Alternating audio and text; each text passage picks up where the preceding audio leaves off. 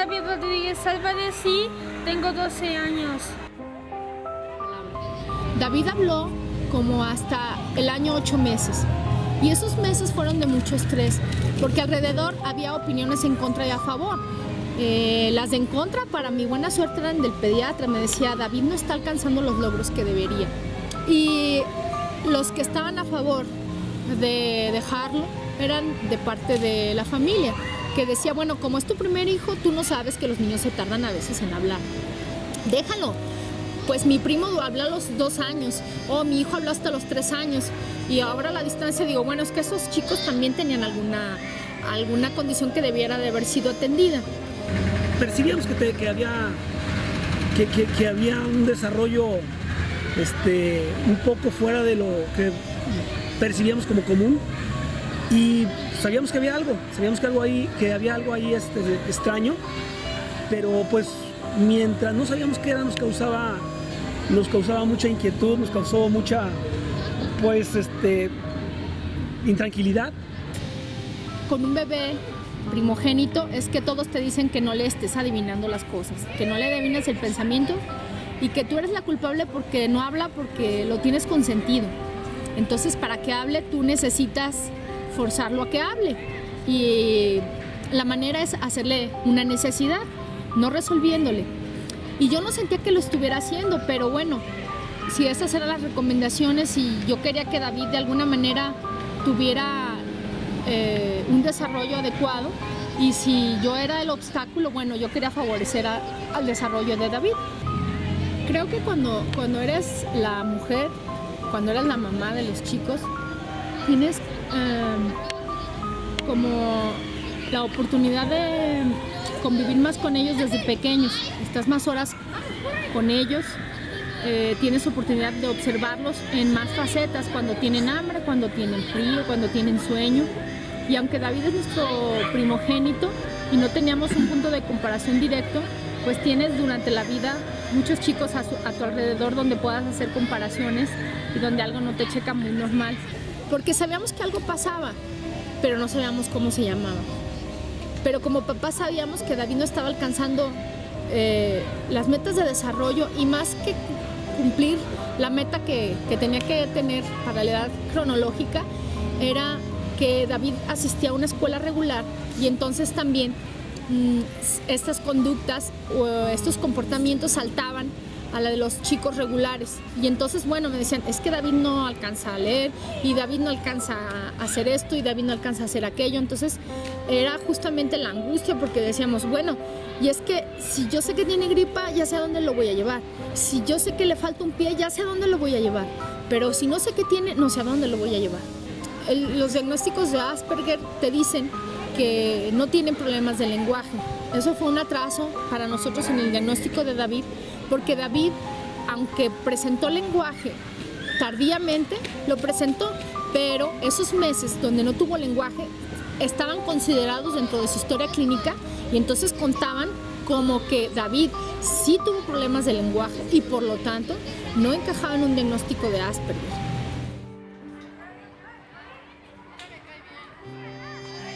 Y cuando tuvimos el diagnóstico, pues afortunadamente ya en ese momento, prácticamente al siguiente día, pudimos ya aterrizarlo, ver que efectivamente encajaba ciertos parámetros que marcan los estándares del síndrome, y eso nos dio tranquilidad, porque a partir de ese momento ya podíamos empezar a trabajar sobre nuestro hijo. Recibir el diagnóstico fue una luz en el camino, porque entonces ya sabíamos para dónde caminar. Sentíamos que estábamos dándole golpes a un monstruo que no sabíamos por dónde nos iba a atacar, porque soltaban cosas por aquí, saltaban cosas por acá, pero no las veíamos venir. Una vez que tuvimos el diagnóstico, tuvimos la luz hacia dónde caminar. Decíamos, ok, se llama síndrome y se apellida Asperger, y entonces por ahí vamos a darle. No como una etiqueta, pero sí como un camino a seguir, donde en el camino te vas encontrando gente que va aportando para el síndrome de Asperger.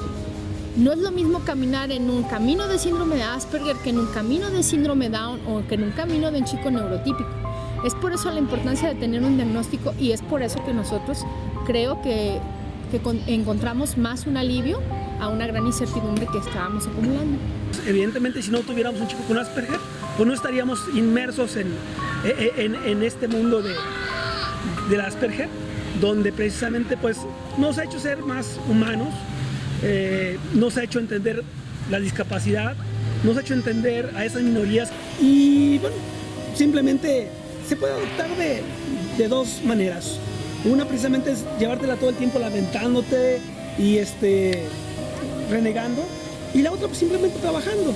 Y en nuestro caso pues hemos optado más por el trabajar, y el trabajar no nada más por nosotros como familia, sino trabajar de alguna forma en lo social, o sea, integrándonos a personas que están en esto mismo y bueno, tratando de hacer algún aporte o bien pues participando activamente con quien en su momento pueda requerirnos. Entonces pues simplemente creo que nada más nos cambió un poco nada más el tipo de amistades que en su momento teníamos, y bueno, nos evoca a trabajar dentro de este gran mundo de las discapacidades que en cualquier sociedad te vas a topar.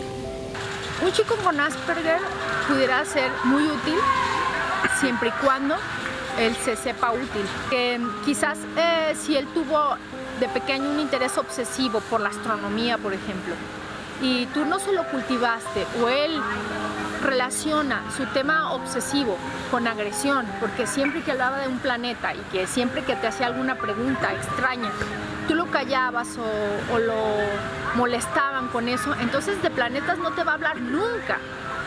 Sin embargo, si algún día le cultivaste desde pequeño el interés por la astronomía y lo llevabas a los planetarios y le comprabas maquetas y con plastilina él hacía y sentía la luna y lo dejaste informarse y no lo molestabas, si se pasaba 10 horas estudiando o leyendo del tema o hablándote de él todos los días, en cada momento,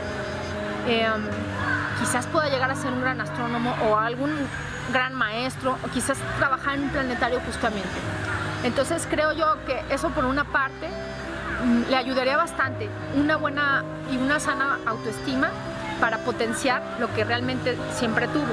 Podría ser el plus, podría dar todos esos atributos que en su momento podrían, en ciertas áreas podían parecer y podrían ser negativos, pues esos defectos podrían en otra área ser toda una virtud. Entonces, el hecho de conocerlas primeramente podría dar cabida a que se pudieran inmiscuir en áreas que de verdad podrían hacer un trabajo excelente. Lo primero sería el conocimiento, pero no por parte del chico, sino por parte de la sociedad y de la parte de un posible empleador. Si lo tienes en un puesto donde no corre riesgo socialmente, perfectamente puede hacer un gran cambio en una empresa. Por algo, por ejemplo, Silicon Valley está apostándole a esos chicos que están ahora marcando las pautas de comunicación y de software en todo el mundo. Tener un empleador, por ejemplo, honesto, que sepa, que conozca, o que a lo mejor no tenga que ser experto en Asperger, pero que sí sea una persona tolerante y que, bueno, si lo estás viendo que por ahí no va el asunto, que realmente una entrevista personal no te la va a dar, entonces, bueno, búscale por otro lado. Porque una vez que logras utilizar el talento de ese chico para bien de tu empresa, te aseguro que te va a ir muy bien. Porque aparte va a ir acompañado de una gran lealtad y de una gran nobleza.